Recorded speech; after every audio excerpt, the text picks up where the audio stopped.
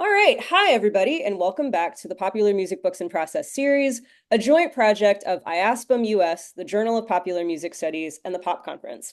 I'm Alex Vizi, one of the series organizers, along with Antonia Randolph, Elena Razlogova, Gus Stadler, Eric Weisbart, and Carl Wilson. You can find our whole calendar on the IASPM website under the Journal tab. And you can also catch up on videos of all of our past sessions on Eric's YouTube channel, including our last session with Jabari Evans, Tyler Bunzy, Stevie, Dr. View Johnson, and Andre Adtu Daniels about hip hop civics and connected learning in the rap classroom. We are off next week, but then return on Tuesday, February 18th at 5 p.m. with Masay Asari and Lucy Kaplan about their new books, Blues Mamas and Broadway Belters, Black Women Voice and the Musical Stage, and Dreaming in Ensemble, How Black Artists Transformed American Opera. But today, it's time to talk about K-pop with Crystal S. Anderson and Tamar Herman. Let me give you some quick background on today's presenters. Crystal S. Anderson is affiliate faculty in African American Studies at George Mason University. She works in the fields of transnational American Studies, Black internationalism, and global Asias. Her 2020 book, Soul in Seoul, African American Music and K-pop, explored the impact of African American popular music in contemporary Korean pop, and it was translated into Korean in 2022. She has also published book chapters on overlapping masculinities in Korean popular music and the impact of the Korean wave in the United States. She manages KPK, K-pop Collective, the oldest and only public scholarship site for K-pop. Today, she will be talking about her forthcoming book, The Music Eclectic, A Genealogy of K-pop for University of Mississippi Press. She will be speaking with Tamar Herman, who is a writer, editor, and consultant. Herman specializes in K-pop, international music, fandom, and changes in media in the 21st century. She is the author of BTS, Blood, Sweat, and Tears, which has been published in German, Russian, and Japanese. She is also the co-founder and editor of Cult Scene and the co-host of the Nice Jewish Fangirls podcast. Her work has also appeared in NBC News, MTV, Vulture, and Teen Vogue. During their conversation, please post your questions as you think of them in the chat. In the last part of the session, Carl Wilson will call on you to unmute and ask you to ask those questions during the Q&A. And of course, we also encourage you to use the chat for comments and conversation. However, we'll ask the presenters to ignore the chat during their discussion, and we'll send them a copy of the chat transcript later so that they won't miss anything. And now, I'm happy to turn things over to Crystal and Tamar. Thank you. Hi, everybody. Thank you so much for joining. Thank you for the lovely intro. Crystal, it's so nice to see you again, and so grateful to be invited to chat with you today. So everybody, I'm sure you already know, but this is about Professor Anderson's upcoming book, The Music Eclectic, A Genealogy of K-pop. And I have a few questions for her, but then I'll open it up for the room. So for starters, Professor Anderson, can you introduce the book? What inspired everything? Sure. So, like many people, when I finished my last book, I thought it would be my last book and had no intention of going through this process again. But a couple of things kind of motivated the book. One within the realm of K-pop culture, and one kind of outside of it, but within the realm of popular music in general. So I'll start with K-pop first. Um, if you are a fan of K-pop, social media is likely part of the way that you kind of consume the music. It's part of how people practice their fandom, whether you're a fandom of, a fan social circle of one, or if you participate more actively. And so, in watching social media, one of the trends that I tended to see was invariably every 2 to 3 days there would be a hashtag of X group is the best. They sold the most records, they have the most views, they have the most streams, a lot of this language of superlatives. And I thought, wow, that's really interesting because as a lifelong fan of popular music in general, that's not how I would talk about um, my favorite groups, my favorite music. Yes, I would try to share this with you. And I think that's an impulse that a lot of K-pop fans have. Hey, let me show you this thing, or have you heard this thing? But one of the things that I think that I've noticed over the past few years in terms of the fandom particularly the online fandom for K-pop, is that, and a lot of people have talked about this, that it's increasingly gotten more toxic. And on one hand, this is a reflection of just kind of internet culture in general. People have seen this kind of shift towards more toxicity. But the way that it kind of shows up in K-pop was this really interesting almost battle that would happen. And the language that they use was a language of superlatives, which I think is very different from a language that I had noticed earlier in K-pop fandom, which was more about, hey, have you heard this thing? I have something to show you. Isn't this cool and neat? So that was something that I noticed within kind of K-pop culture.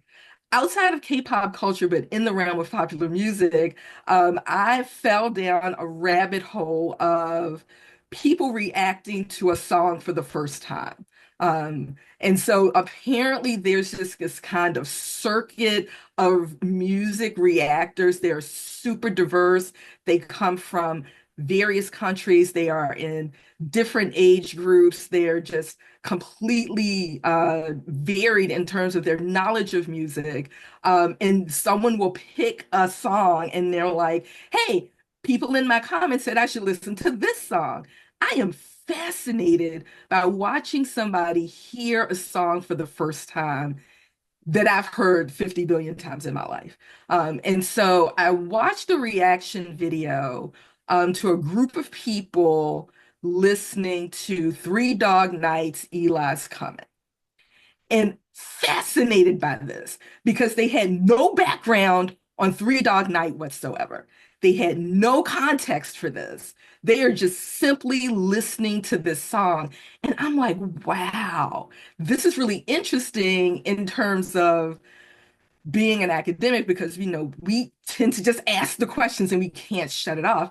I wondered how that impacted or how it reflected on the kind of musical repertoire they already had.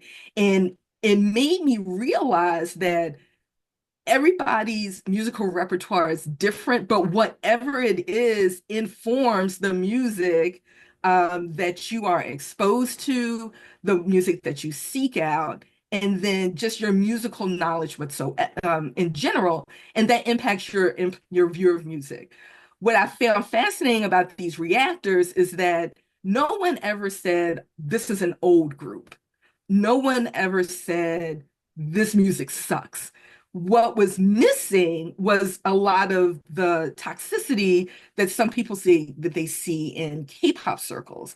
So with these two kinds of ideas in my head, I approached writing a book about initially calling it K-pop history, but that's not really what I wanted to do. I didn't want to be responsible for organizing all of these different groups into a narrative for people. My interest really fell to one, how can we contextualize the development of K-pop so that it's not so in the moment or trendy, that we're only concerned with the people who are popular now, when all of these groups have connections in various ways and forms to the various generations that went before.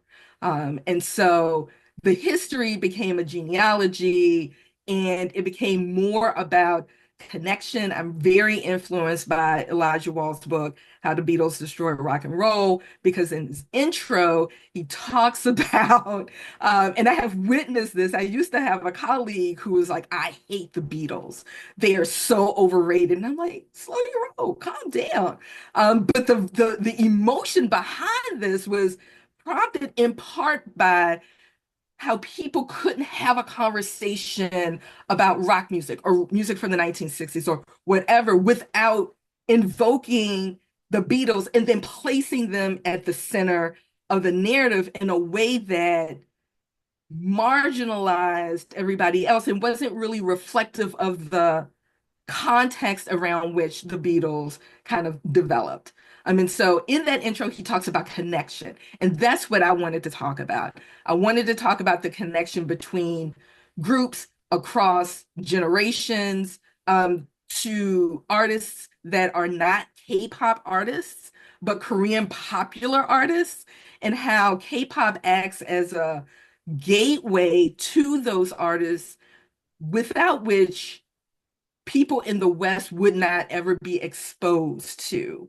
And so K-pop kind of functions in that way. And so the guiding question is, how can I explain that K-pop is relevant to a Western, and by Western, I mean largely North American and European musical audience?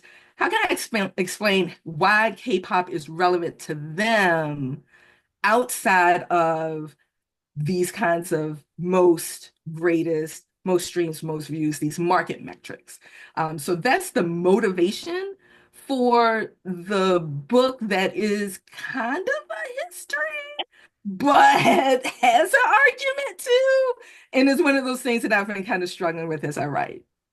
That sounds I want to read it like yesterday. And it definitely sounds like an appropriate sequel to Soul and Soul because like you kind of started some of those lines there, but also like there is so much happening there. I don't want to ask you any of the questions that I told you I would ask you earlier.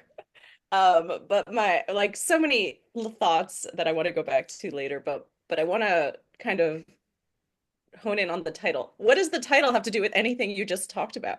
Okay, so the music eclectic, I'm like, it needs a title, and that wasn't the one that I started with. But as I was What did writing you the start book, with? I started with inescapable sound. That's a whole nother thing. Next. And so the music eclectic seemed to be apropos because as I was going back through and listening to, not just listening to previous generations of K-pop music, and I start in 1980. And so a little bit before the idols emerged in the early 90s. But as I was listening, I'm thinking of all the genres, right, that are in play. Like we see what we get with Soteji and Boys in 1992 is very hip hop, heavy is very New Jack Swing heavy. But when you listen to the album, there's a whole lot of other stuff going on. And I'm like, this is fascinating because I was talking to a friend again, trying to answer these questions in my head. And in this, I think this is a recurring question that people have. What makes K-pop unique? Just today, I saw a story about Cosmosy, which is a Japanese K-pop group Mhm. that just debuted and has said they're a K-pop group, but they're all Japanese members. They're ushering in the sixth generation, which we could talk about. And this has been a recurring thing. What makes K-pop K-pop? Is it the Korean artists? Is it what is it? Because we know it's a hybridized musical form. And so the conclusion that I came to in order to write the book was yes, not only is it hybridized, they are one of the things that makes K-pop is the tendency almost embedded in almost every facet of what we call K-pop to literally draw on any and every genre that's out there. So there are no boundaries. We tend to, I feel like in Western pop music, we have groups that are known for things, and this is their genre, and this is what they stay in. We have certain artists that we might say transcends those boundaries. Artists like Prince, right? But for the most part, we like to put people in boxes, right? Part of that comes from like the music industry, right? We're going to sell you this thing in this box. But we come to think about music in that way. Think about the chart divided up by genres, right? But in K-pop, they literally don't care. And so you will find radically different genres when you go to the album level, whether it's a mini album or an EP or a full album, you don't know what genre you're going to get. And in fact, I think that to me, that became this is what K-pop is. And so the music eclectic reflects that. If you had to narrow down what is K-pop, K-pop is a hybridized music form that recognizes multiple genres and engages with them. And those genres don't have to be contemporary genres. And in doing so, for a Western audience, it keeps those genres in circulation in a way that sometimes our popular music doesn't. That is phenomenal. I love that. I have a different definition of K-pop and you have a different definition of K-pop, but also they're the same thing because K-pop is everything. And I feel like this conversation about like genre is fascinating, especially this week after the Grammys with like all the Beyonce country conversation, because like obviously she's not in a box, but she is in a box, and talking about genre is still so important in the US, even though it's not, but it is, and it's used in so many different ways to control. But in Korea, like you're more, the genre is like you're an idol or you are a singer or you are, you know, an actress. Like it's very, you're an indie singer, even if like you're not really indie singer. So it's just phenomenal. And I think that like you really honed in on something so like exceptional with that title, but also you have another book title in the work already. So like now you said you were gonna be done with one. Now you're on to another two. You mentioned earlier that like you thought that would be your last book, Soul and Soul would be your last book. So what inspired you to put out another book when you were thinking, oh, this is it? I was waiting for somebody to write a history about K-pop. I was waiting for somebody to put K-pop in a historical context. Others have tried. Um, I know, and people have tried. Like I've seen digital projects that have tried. There was a like an online history of K-pop thing, and it was great until it wasn't there anymore. And so increasingly, and this may be because we have a greater constituency of younger K-pop fans in the fandom right now, because a lot of the idols are skewing towards younger fans. It's very interesting to go back to like first generation to see how old the idols were, compared to the artists that we get now. But because of that, we have people who don't realize there's a long history of K-pop, and I don't want to just shine that spotlight on younger fans. I find that also in academic circles, we either do one of two things. We're going to have a book about K-pop, and we're going to start in like the 1800s of Korean popular music. Um, or we're going to talk about K-pop and we're not going to go beyond like 2002. So there was a lack of contextualization that I was waiting to see. And then also I knew a bit, I know far more now, having worked on the book, how much connection there is across generations of K-pop, but also between idol artists and non-idol Korean popular music artists. And I think that is really interesting to me for a musical tradition or music that's constantly uh, characterized as being on the cutting edge, new, trendy, but has these long connections that go back to the very beginning. So I was waiting for that book and it never came. So I wrote the book that I wanted to see. I love it. I think that's like what you have to do. Um, and I think that I know you are great at writing books, so I for one am really, really excited to read the whole thing. So far I've only read the intro, and I feel like this conversation has made me be like, oh my gosh, this book is just like so much more than the intro. But one thing I was curious about with the intro was that you kind of like broke down the segments into keep genres relevant versus the artistic connection and the listener experience. So it felt like one was like, this is a music bio, this is an exploration of the musicology of K-pop. And the other one is like, what does that mean for this industry? So I'm kind of curious about those two facets and like how you're connecting them all together because it's one book. Like, I don't know how many words this book is, but like, how are you doing this? So the book is definitely set up in terms of generations, right? So it has that kind of pseudo historical, we're going to start at one place and end at another place, chronologically.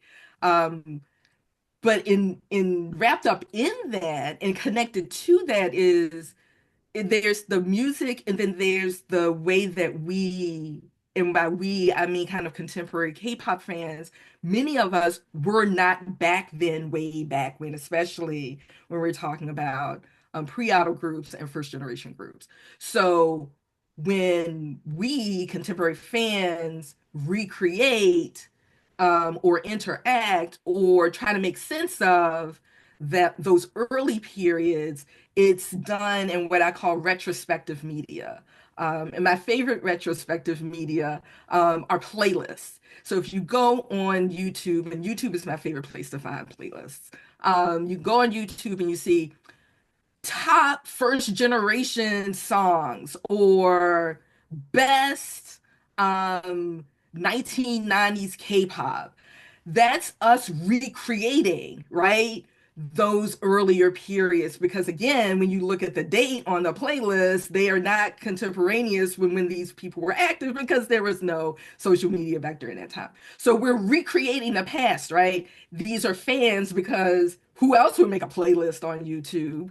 Recreating the past and giving us a sense of how they see that past. So I find that to be interesting. But then another form of retrospective media, we were talking about this a little bit before this session, are K-dramas. The amount of times K-dramas will invoke earlier K-pop generations, either as part of the narrative of the K-drama or on the OST itself, is another form of being in the present and recreating that those eras in the past. And so it gives us a sense of that historicity, but it's also the connection. So the book talks about connections to genres in multiple genres, but it also talks about connections to between artists across generations, but also between K-pop artists and non-K-pop artists who are Korean, and how it's through these is through this retrospective media, the playlists and K-dramas and other types of things, like the throwback segment on a music award show, is that constant invocation of the past.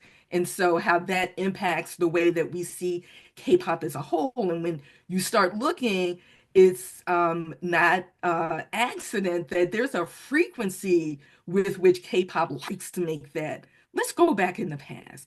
Let's look at the past. So we see this in K-dramas, we see it with playlists, we see it with specials on television shows like Immortal Songs to Sing the Legend. I just found a Jungwa's special, which was awesome, that featured 17 doing a cover of an Jungwa song. And so the frequency with which that happens not only keeps genres alive, but it also keeps connections to earlier Korean artists alive for a musical tradition that's increasingly global. So once again, K-pop becomes that doorway. If you like 17, but you saw them on this special, you might think to yourself, "Who is Jung-hwa?" And then you go back and you find out who Jung-hwa was or is.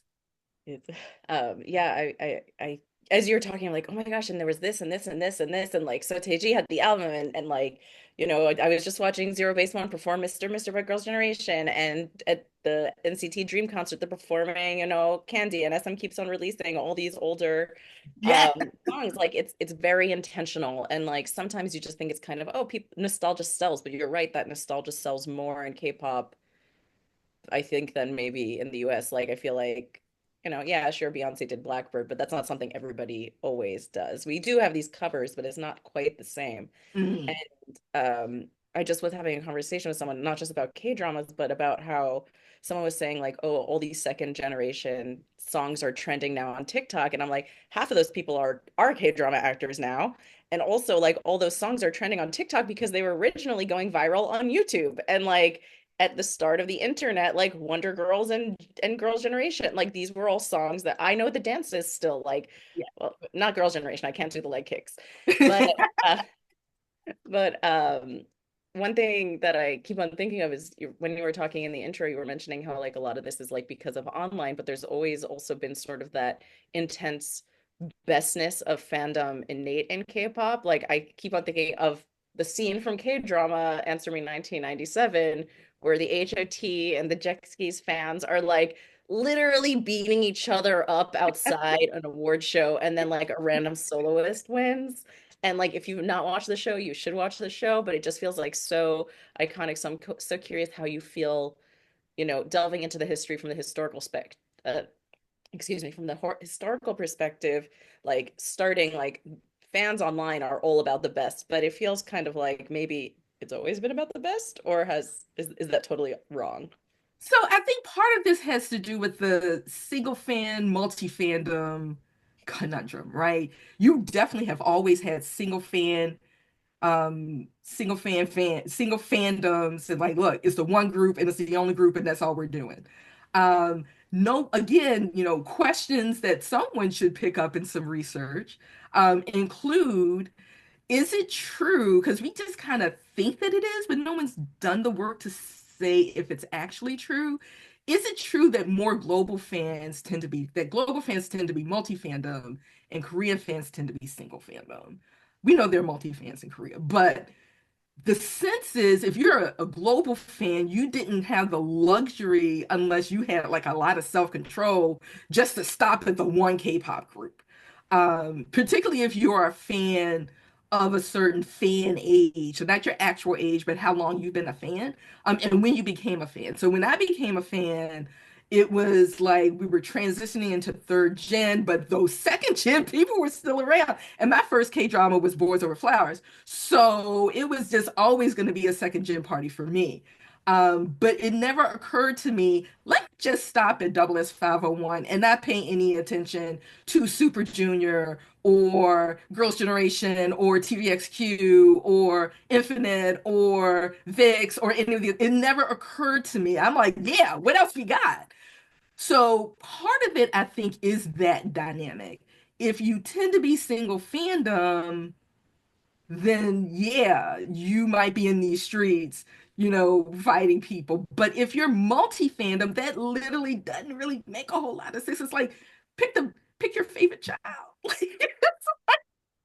it's really hard to do. And it changes, it's like some days I'm like, I'm in this kind of mood, but then some days I'm like, I'm just doing one group all day long. So I think that you've always had that kind of conflict, but one of my questions is, does that become not the only way to engage as a fan, especially if you tend to be a global fan and you have come to K-pop in a very circuitous way.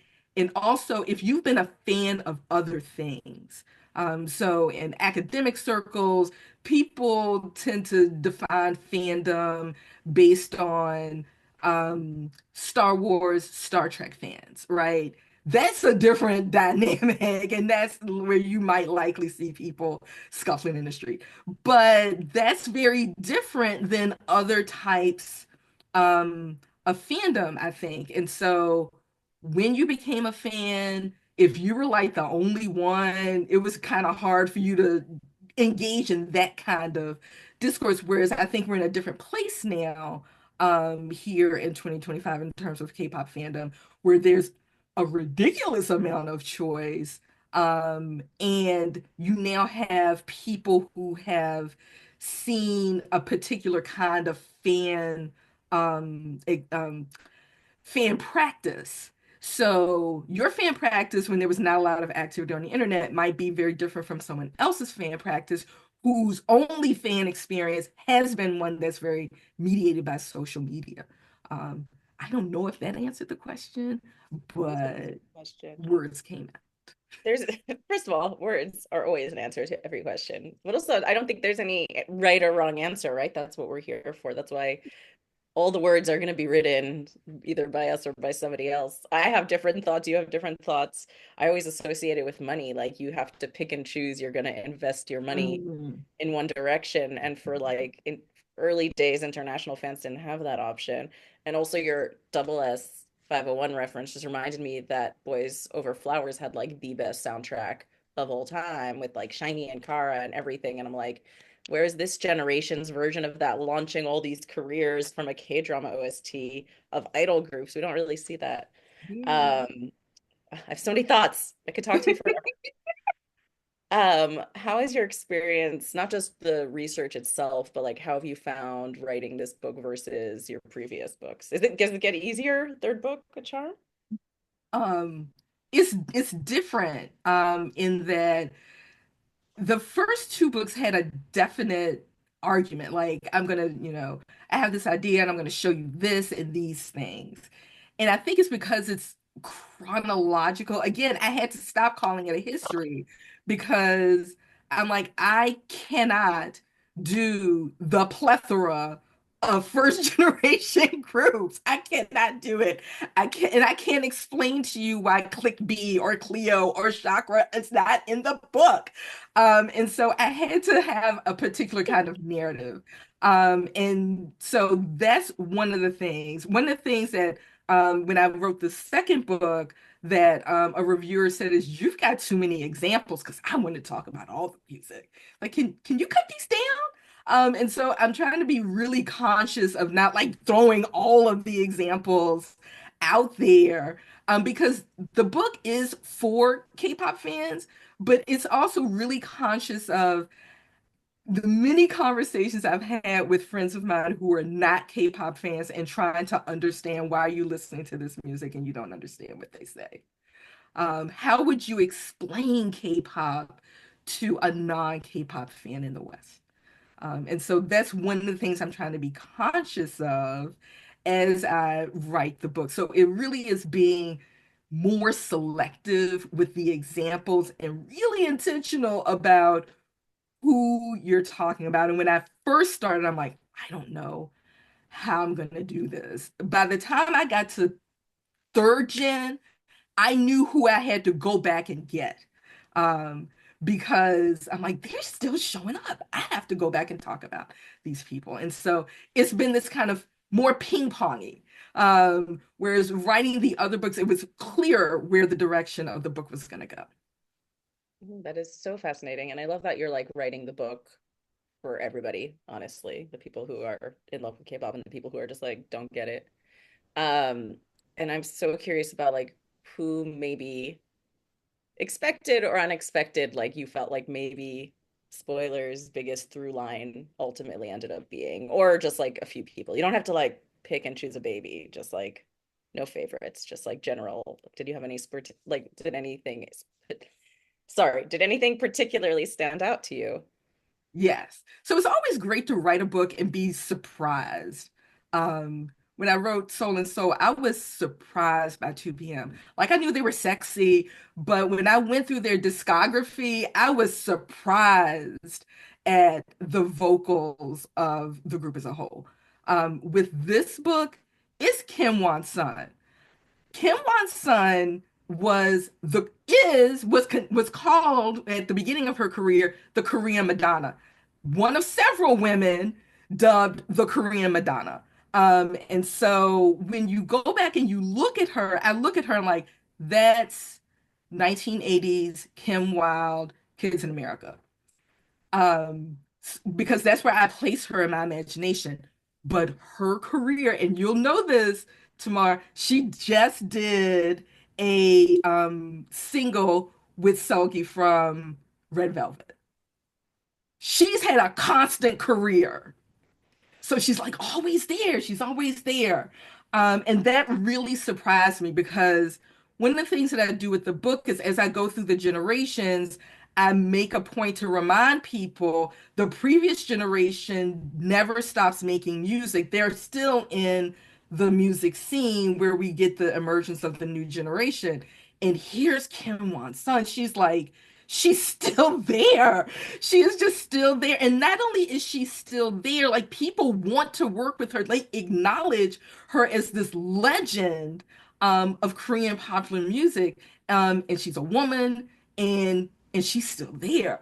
And so that was the biggest surprise for me. I just knew I was going to get to like second gen and I wouldn't have to worry about Kim Won-sun, and that's not true. I still have to see what she's doing because she's still active.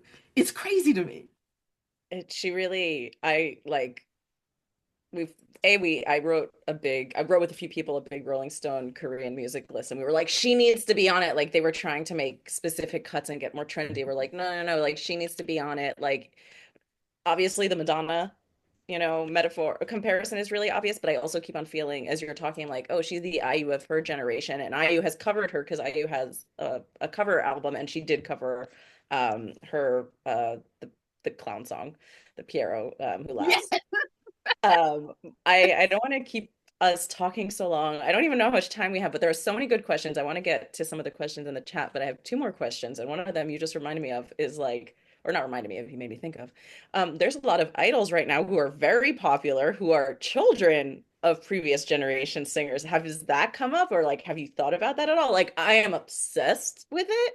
And like, I'm obsessed also about how the parents are kind of getting more popular now. It's like, kind of they're like, we don't really care they're nepo babies as long as they're good, that's fine. And that's kind of always been K-pop's MO, but especially right now. I thought about it. I'm like, I'm gonna have to do this. And then I'm like, I can't do this because there's a limit to the book. Again, this is the ping ponging, right? So I'm like, if I talk about them here, actually I had to go back and talk about them there. And I'm like, it was one of those decisions I had to make early, in terms of, I mean, because I that could spread. I had to also limit like how much time I was gonna spend on the producers. That's a whole book in and of itself. Um, so I'm like, I can't, I'm like, yes, I would just like to write a book on Yu Young Jin, yes, but I cannot do that. So that I did think about that and I started kind of doing that, and I'm like, I can't keep it up. It was one of those decisions that I had to make. But I think it's, another facet I think that someone should pick up in a book of their own. About just that's another way in which there are these connections across generations. Oh my gosh, I hope you write that book one day because you do it so amazingly. Or I can write it, or someone else in this chat can write it. There's so many books out there from us. Is there anything else that you wanted to talk about that isn't a question for me or from the audience? Like, is there anything that you hope to chat about? 100% that you wanted to say? I just wanted to, I keep running across this, particularly an earlier um, K-pop scholarship about how, well, one, my favorite is K-pop is dying. It's been dying for like decades. So I always find that interesting. But also the idea that K-pop is not about the albums, and how, we just, we see fewer and fewer albums being released. And I'm looking at my own like K-pop music collection, and I'm like, where? But focusing, going through the development of K-pop focused on the albums and not just on the promotional singles has been really, really eye-opening. And sometimes I'm like, I gotta listen to this album. I don't particularly want to, but I discover things. So I will tell you one thing, another thing I discovered. Brown Eyed Girls.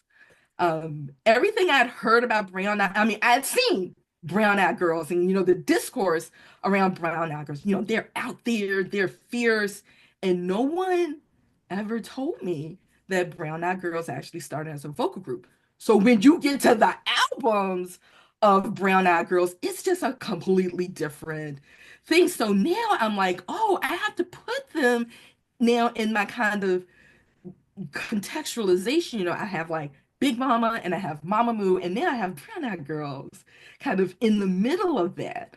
Um, Learning more and more through listening to the albums just increases the soundscape of K-pop for me in a way that just listening to promotional singles would never do. I love this because A, I've been spending a lot of this year going back to like older music because I didn't know it, but also this week or like this month happens to be, if anybody follows Gary Suarez, he has a newsletter for Hip Hop the Cabbages. He has like every day of the month you listen to a new album that you've never heard before. So I've been like going into history of K-pop. Um, the girls, brown-eyed girls, weren't ever supposed to be sexy. They weren't even supposed to show their faces. They were supposed to be like masked singers permanently. And I just love that, A, that you discovered that. I just love the history of K-pop that like people, it's out there, but you have to like know about it and then you randomly find about it. And I just love that story of K-pop. So I'm so happy, specifically about Brown Eyed Girls, but also because I literally got a text from a friend today that was like, I didn't realize that Gaga's new song was called Abracadabra. I thought everyone was finally like Abracadabra by Brown Eyed Girls was trending on TikTok, and I was so excited. And I just thought that was really funny. So I'm so glad you had that experience. And I think an album, I do think that shorter albums kind of are an annoyance of mine because I love the album experience. So like 12-minute albums are cute, but let's get back to like 30-minute ones. Well, thank you so much for sharing all your thoughts. And now we're gonna go to some of the questions. I've been like keeping an eye on them. The questions are so good. I'm just gonna like start at the beginning. If people want Tamar. to like, oh, Hey, Tamar. oh, hey, Carl, Um, you're here. Great. yeah, yeah. You don't need me. I'll go through the questions for you, and that way you can both answer when you have things to say, that kind of thing. Great. So yeah, everybody, when I call on you, if you want to unmute and ask your question, you don't have to turn on video if you don't want to, but it's nice to see your faces as well.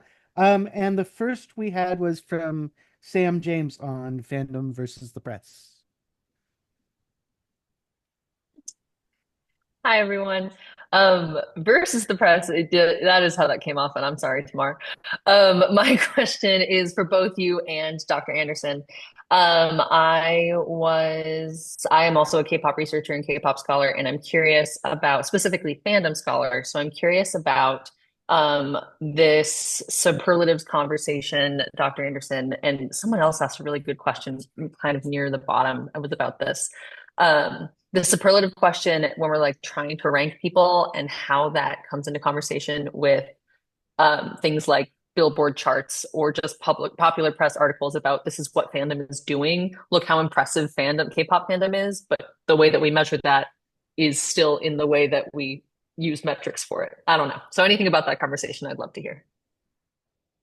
Yeah, I can go first. I like that question because it's one I grapple with. I'm like, do I hate the charts? I don't hate the charts. I don't. I grew up with top 40 radio. I don't hate the charts. What I don't like is the narrow television focus on the top because that suggests that nobody knows who's at the bottom. And of course, we know who's at the bottom, right? And then I thought about so many artists who we consider to be super influential who were not great chart performers. And so I'm thinking of people like, David Bowie, and other kind of no-hit wonders. And so the chart is like, my issue with the chart is that we use it like it's objective and it's not.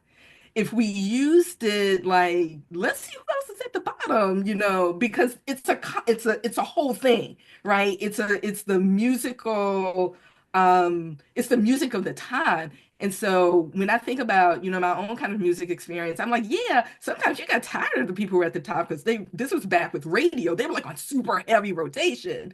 Whereas the people at the bottom were like, ooh, what's this? And so my issue with kind of like that kind of metric isn't that it's out there. I understand that it's a business. I think from a media point of view, it's the uber focus to the exclusion of everyone else, which isn't um it's not comprehensive. And so to me, it then distorts our perspective of K-pop. Go ahead. Okay, so first of all, Sam, who is a very good friend of mine, just corrected me without actually correcting me because she's very polite. And I apologize that I was calling you Professor Anderson when you are definitely Dr. Anderson. And so I apologize for that. Second of all, Sam and I have actually discussed charts quite a bit. I've interviewed her and she's interviewed me for different various research. And as somebody who has worked for many years for Billboard, I have a lot of thoughts on the charts, many of which you've made. But also, I agree immensely that like if you landed on the chart, it's because people are listening to you. It doesn't matter really to me whether you're number one or you're 100, or even if you're on the chart, because like I don't personally discover music only through the charts. I think that they're helpful. It's like genres. Like I don't hate the idea of genres, but I think that they're limiting if you let them be limiting. So like, yes, it's nice to get a number one. It is so exciting when someone gets to the top of it, but like that's not the be all and end all. It's like how writing a book is just as exciting for someone, but having a baby might be as exciting for someone or getting a new job. Like there's so many different ways of success and getting good metrics, or not even metrics, but like getting good music. And one of my favorite things that I do, which is technically a chart, I guess, Apple Music has like city trending charts. So like you can go to any city in the world and see what people in app are listening to on Apple Music. And so like I'll often go to Seoul or London and like see what's trending and like what, and it's totally different than the US sometimes. Or sometimes I'll just go to different like cities in the US and do that. So I think charts are really useful, especially as someone who doesn't make her own playlists. I love like I use Apple Music, sorry for Spotify people, but like there's a really good K-pop chill playlist that regularly gets updated, an R&B one. And these aren't technically charts. They feel like charts because they're curated in the way that charts are, but charts are made by people, guys. Like it's like how Grammys just if getting an award is really amazing, a nominee is just as exciting because people recognize it. I mean, the number one is great, but like I don't care necessarily about the best because I think that everybody is like wonderful in their own way, which is so cheesy. I know this is like the cheesiest, hippiest 70s love child. I'm not a 70s baby, guys, but I do think we should like bottom of the charts. Thank you both so much. Next we have Malcolm Scott on language differences. Hi, yeah. So first off, like I'm a PhD student at U Ottawa. I mostly deal with like how K-pop intersects with Korean soft power and its effectiveness to Canadian citizens. So I sort of think about like how K-pop is received wildly. And for the discussion of toxicity and like all the Billboard stuff that we were just discussing, I do kind of wonder about the differences of like people's location and how they're thinking about these things. Where I wonder if a lot of it is Koreans sort of leaving the space of Naver and leaving their like native internet spaces and coming into Western internet spaces and encountering Western K-pop fans and having a very different philosophy almost to how they discuss what they're talking about. Because in the Western sphere, a lot of the early K-pop fans seem to be African Americans who are seeing K-pop pull from their own music. And from that sense, they don't really care about like Billboard positions or like how much things are selling. In their view, they've already won. But from the K-pop fans or the Korean fan perspectives, they're sort of still trying to prove something. They're still trying to prove a metric. They're still trying to exist in a global economy. And I was wondering if your book would like sort of deal with those two different fandoms and how they sort of interact with one another and how at times they sort of work together and at times they sort of seemingly conflict. Yeah, so the book doesn't cover that, but one thing I would say about that, again, here's an idea for a book for somebody. One of the things that's been really opaque to us, if we're scholars in the West, is the lack of Korean academics doing work on Korean fandoms in Korea. That's a lot of Korea. But a lot of like I remember when I became a K-pop fan, there were people who were like some kind of way making their way into those Korean social media spaces. Because that's where all like the good fandom stuff was, right? Like they were doing lives with people at like 3 o'clock in the morning, and there was like, stuff that we wanted to see. And the way that we got it was, people who were translating and then posting snippets or parts of that on places like YouTube or Twitter. But I think there's a lot of work to be done because we often see it through the lens of media, right? So for instance, when Shin and EXO got married, you had all these headlines about K-pop fans, upset about K-pop idol getting married, and then you see a picture and it's like 6 girls sitting on the ground in front of SM. And so I think that media plays an interesting role, which is why someone needs to actually go into those Korean social media spaces, because what happens and then it gets translated and then it gets to us out here in the West, it goes through things. I think now you are seeing more Korean fans in the Western social media space, but they still have Korea-centric social media spaces that, quite frankly, I don't know what happens in them, but I think that's super important. And it would be really interesting to do the kind of comparison to get at that answer that you're looking for. Yeah, I have a few friends who are doing research in English and about Korean audiences, and it is very rare. Um, but also, I think that the comment about that Dr. Anderson said about the media, like the 6 people protesting, is so important because like people know that random dark side of K-pop stories will take off because they'll piss off fans, they'll get clicks, they'll get interest. Like you don't know how many times my mom has sent me like, I just saw that this singer in Korea died, and I was like, that is a really sad story, but unfortunately, like that person was never popular, but now like the BBC has picked it up and now it's a crazy story for the rest of the week. Um, there is like a push and pull in language, and I think that fan translators, particularly in the past like 5 years or maybe even a decade, have really been playing a really important role that is really underrated. So I think like if you have a lot of questions, maybe follow fan translators, which I mean, obviously there's own problems there, but like problems by saying like curation, sometimes people bias or whatever. So like follow them all, and you will see fascinating conversations going on about the way that people are translating specific words, or if somebody is a multi or maybe not a multi. It's fascinating. It is so fascinating. So thank you so much for the question. Everything's fascinating in K-pop, guys. That whole translation question is really interesting. Mark Perlman, you had an appropriation related question.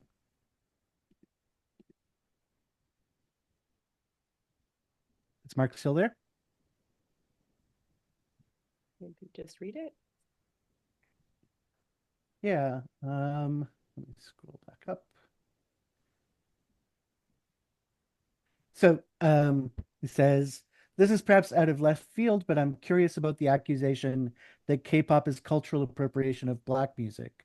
Is that still a meme? Was it a passing beef? Who are or were the people on both sides of that discussion? So I think it's still out there because when I go guest lecture, invariably I'm getting that question. I'm still getting that question. And I have a colleague who has a daughter who's into K-pop, and she's starting a YouTube channel about K-pop. And the thing that's foremost on her mind, she's Black, is cultural appropriation. And so one of the ways I used to talk about this, especially with the book Soul and Soul, is so much of this comes from your listener competence. It's not a term I came up with. I picked it up from somebody and I can't remember off the top of my head, but I love the term because how much you know about how music is made, and music's over generations will influence how you look at this. So if you are a fairly new fan and you hear um, a sample or an interpolation of a Black song and you don't hear anybody talking about it, you might think that's cultural appropriation and they stole that. Um,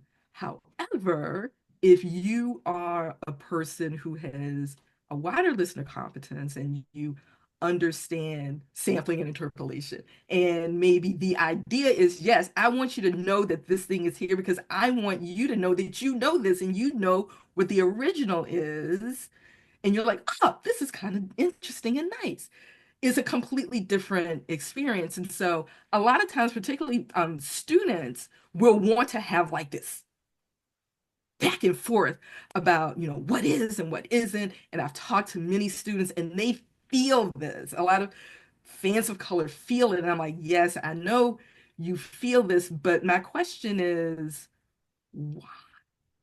And where does that come from? One of the big examples, I don't know if people still bring it up, is the whole braid situation. They have braids, that's cultural appropriation. What are you doing?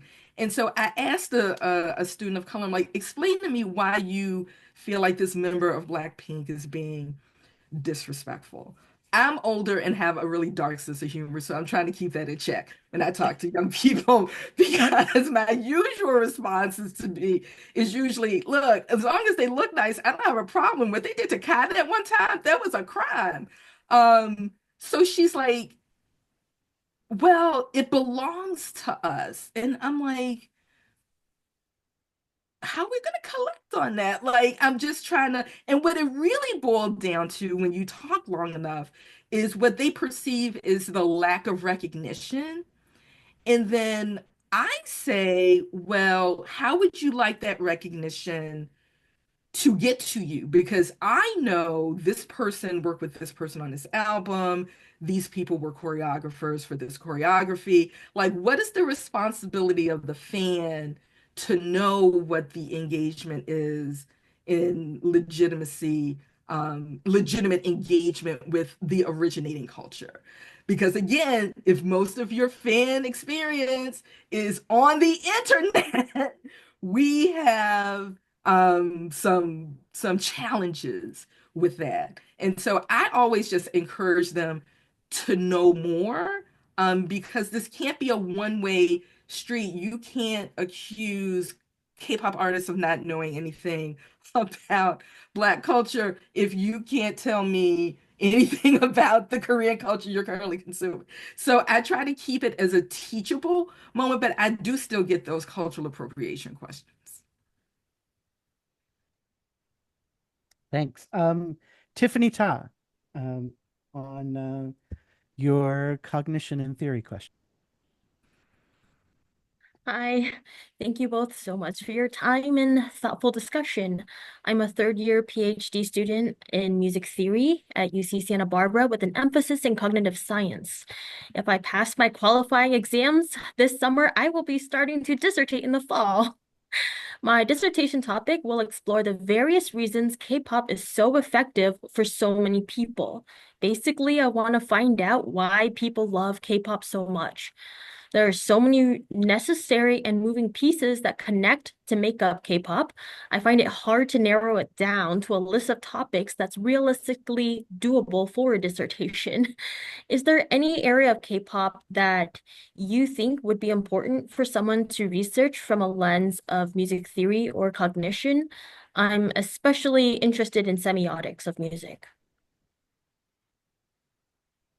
That's a smart question. I don't know if I can answer. I would take a stab at it. So again, one thing that I haven't seen that I would love to see is, there have been a few scholars who have talked about uncle fans. Um, and I'm like, okay, can we talk about the female fans which make up the majority of K-pop fandom and female fans of girl groups? I think we think that this is a given, but I'm like, there is so much going on there. And there's a lot of rich stuff, both musically and visually, to get into. And I haven't seen anybody do anything about that. I think that that would be really fascinating, especially if you wanted to look at just how the iconography of the visualizations for girl groups work. I had students who loved girl groups, which is just really fascinating to me in of itself. And I'm like, if you wanted to ask, why is that? Especially for female fans who are out, who are not Korean or not Asian. Like, I'm super fascinated with that. And I haven't seen really great, if any, work on it. And so if you're looking for an area that's not really been tapped, that might be an area.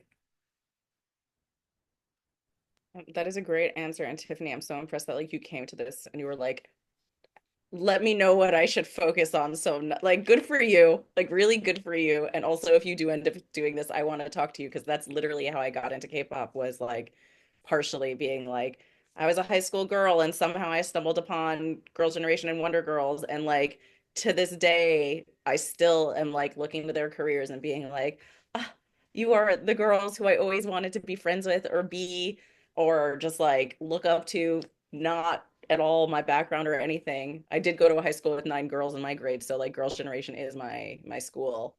Um, but like it is a fascinating topic. So I'm so glad you recommended that, Dr. Anderson. That's like such a great under, and also like older women fans when it comes to like trot singers. Like, come on, guys, women are where it's at. Thank you. Thanks. Daniela, next, you have a couple of questions. Let's start with one, and maybe we'll come back to you when there's time. Oh, so before I ask my question, if I can, I just want to say, I'm a music cataloger at the University of Miami, and I am currently going through the process of suggesting K-pop as a genre term for the Library of Congress vocabulary. And so Dr. Anderson's work was very instrumental and continues to be. So I just want to say thank you for that. My question is more about thinking about the prevalence of superlatives. And this was mentioned before, but I kind of want to problematize it a little bit. Thinking about superlatives, thinking about phrases like this group paved the way for this, right? But then that comes into conflict with thinking about historical context, because if someone already did it first, then you can't really say that. But then your answer earlier got me to thinking that fans do draw on history selectively, and they do draw upon things like authority already created. And so now I'm thinking about how people praise the recent Taken EP because Babyface was on it, and Babyface is a name that people recognize and that has a reputation, right? So I'm just wondering what you make of all of this, how you untangle it, how history is important, but also it's not when I want to say something on the internet. I fully understand. So again, it's like how far back do we want to go? Um, Snoop Dogg was on the Genealogy album, and so what does that mean? Like, that's why I think that the superlative argument or the superlative discourse um, ends up being really narrow. I'm more concerned with, I don't want to call them valueless connections, but they have meaning in and of itself, and it's not better or worse than any other kind of meaning. So when we see Western artists on K-pop records, one of my questions is why? Like, um, and what are you getting with that? One thing I will say, and I touched on this in Soul and Soul, is that unlike what we saw in the United States in the 1950s and 1960s, where you had white artists cover black artists and not acknowledge that they were covers and then gave us really watered down covers of those originals. One thing that K-pop has historically done is like if we want a babyface-esque vocal, we're going to babyface. Like we're not going to try to um, make an imitate. We'll just go to Babyface and have that happen, or we'll get the original sample, we'll work with the original producer. And so to me, superlatives cut that off because you're so concerned with who is first, but your musical and listener competence is very contemporary. And so either you do, to me, the value in going back and having greater listener competence, which I want everybody to have greater listener competence, so that you can not only recognize these things, but then what is the meaning of those things? Tamar, did you want to add something?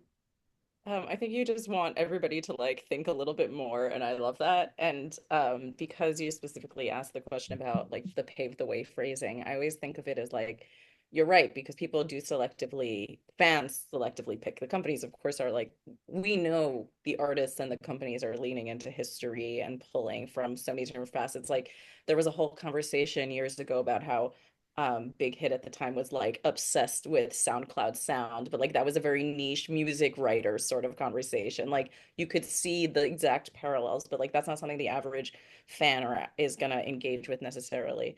And I always think of pave the way as like, what does that mean to pave the way, right? The road has already been walked. You added it, you get a road because people are using the road, right? Like you have to like, someone has to go and like walk on it or drive through it for the first time and make that path the really like intense way, like where it's like messy and dirty, and then some people walk over it and make it a little better, and then at some point someone's like, oh, we have to pave this road, so like, and then people can walk on it and get to new places. And so I do think it's like such a great phrase, and it's like kind of, I wouldn't say used evilly, but it used in a way that I just feel is like really not understanding like what it means to build a road and what the purpose of a road actually is, which is just like it is so important that it is paved now. Like I feel like that is, I don't know if that's how the phrase actually started being used in some way. It just feels kind of as people are like very one note in many of the phrases, like the best, like you, like I have favorite K-pop songs. I was trying not to do best of lists for my notes on K-pop newsletter because I was just like,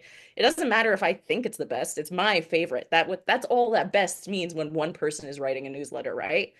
So I think that those superlatives really, like if you think about a superlative for a few seconds, it's like it can mean like what is nice, right? Like obviously nice is not the best superlative, but like I think that once you start thinking of what something actually means when you say the best or the greatest, like there are obviously goats, but there are also, everybody can be at all times something great. So I think that like there's a lot of room, but also I have a love-hate relationship with paving the way.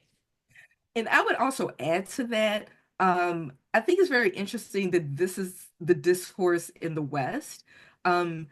For groups that have had storied careers before the West decided to recognize them.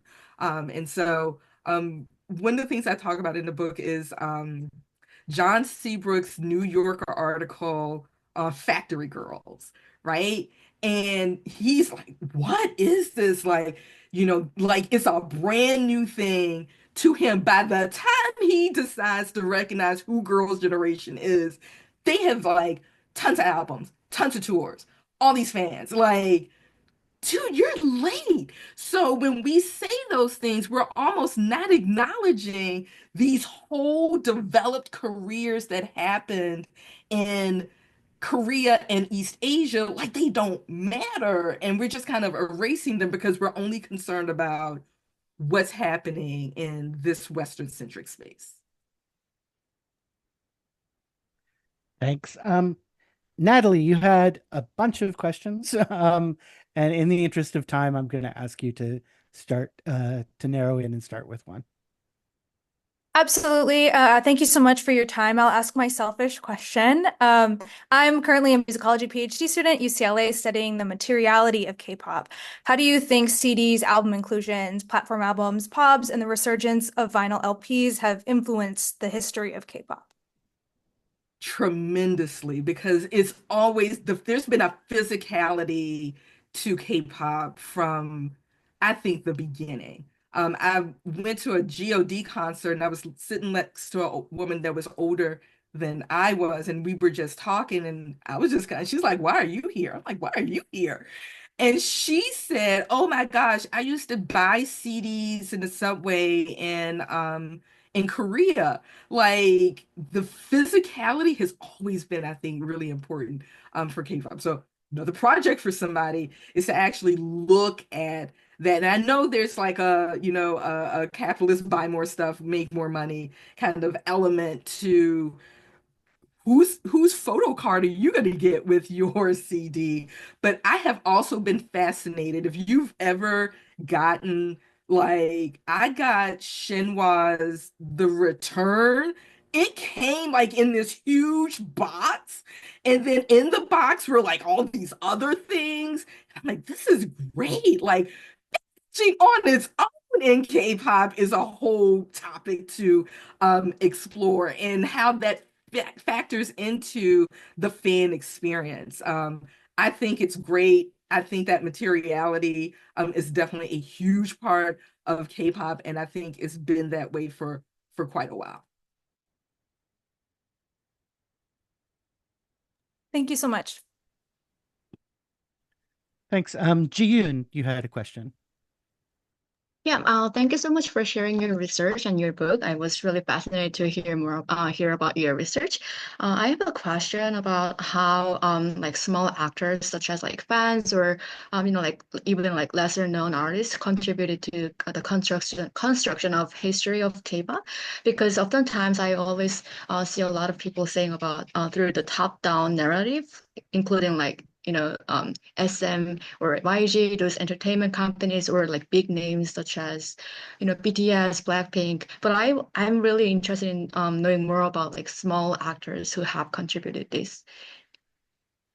So one thing I learned when doing the digital humanities work that I did, we would post profiles, and I posted something about a group. In my mind, it was very small, very small. And I'm like, no, this group has no fans.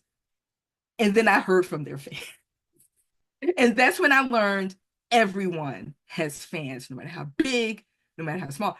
It's interesting. Everybody has fans. And one of the things that we're seeing now, since the idol process a little bit more transparent, all those groups that don't make it, right? So you can be in on the rookie group journey. And those people have fans. And so that's super interesting. And I think part of the K-pop ecosystem is a version, right, of the Billboard chart, who's at the top conversation, right? We have groups who debut and have really long careers, but we also have groups that are like smaller careers and they're only out for a little bit, or they never make it to that point. They have fans. I'm a fan of some of these people.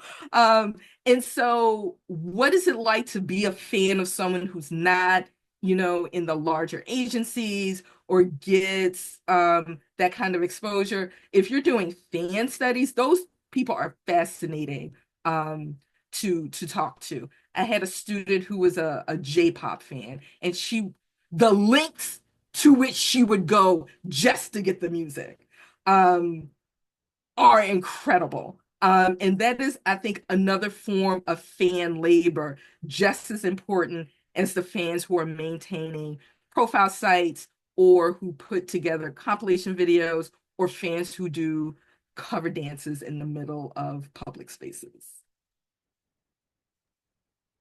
Thank you very much. Okay, we've got a little time left. So, Daniela, do you want to come back to your second question? Yes, I would love to. I'm wondering, this might be outside of the scope of the book. Um, I'm thinking about how crucial press and media are for accessibility, uh, and especially accessibility into historical groups, older groups.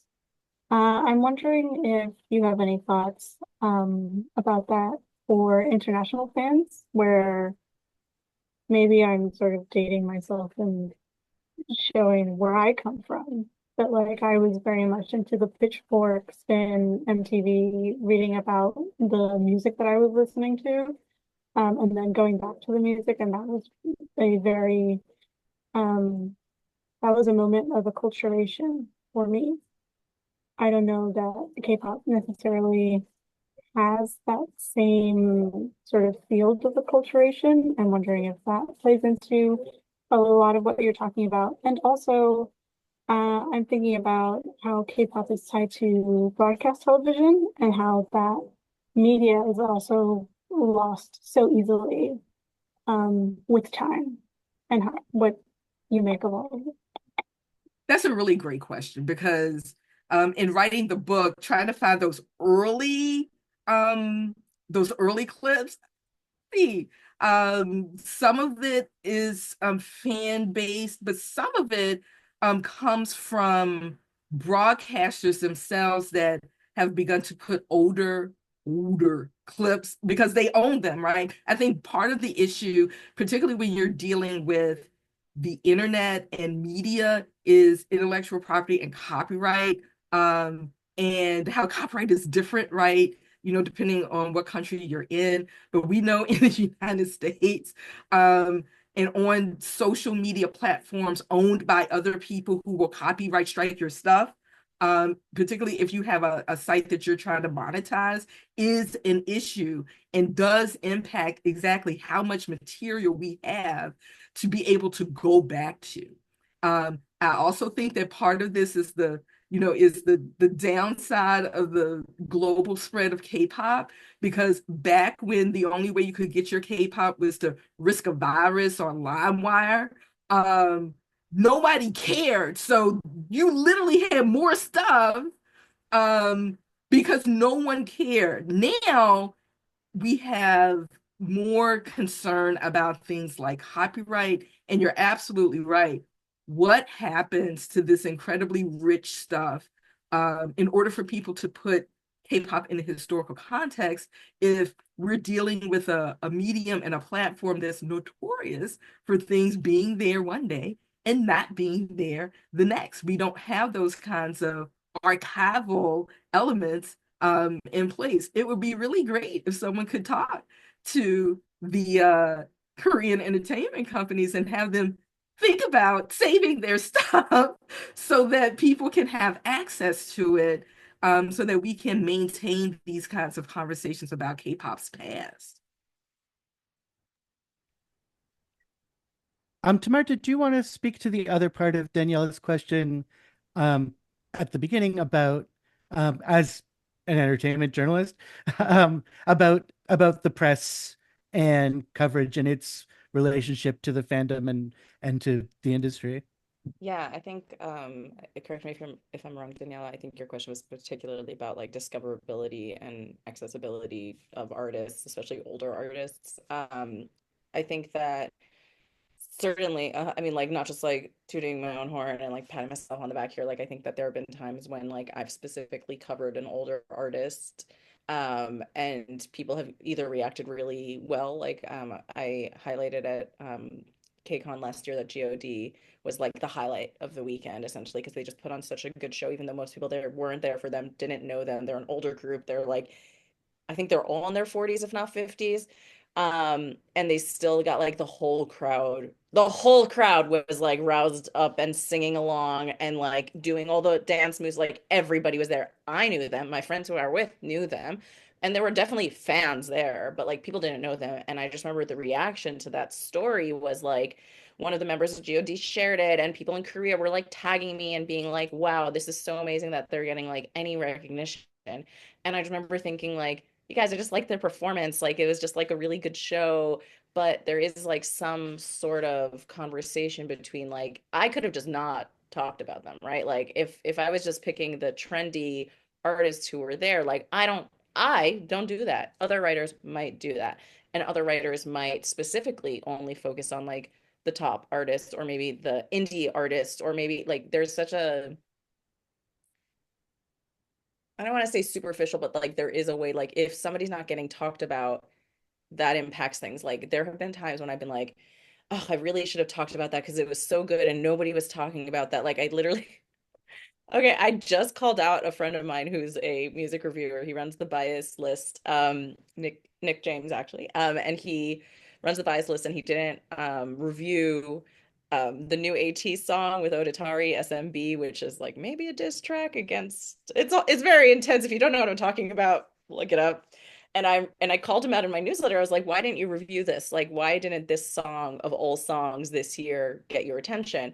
And like I don't know if he even read that newsletter edition, and I don't really care if he did, but it was kind of me saying, like, you are a reviewer. This is a song that I think is worthy of review. And as like from a journalistic perspective, like I had those conversations with myself all the time.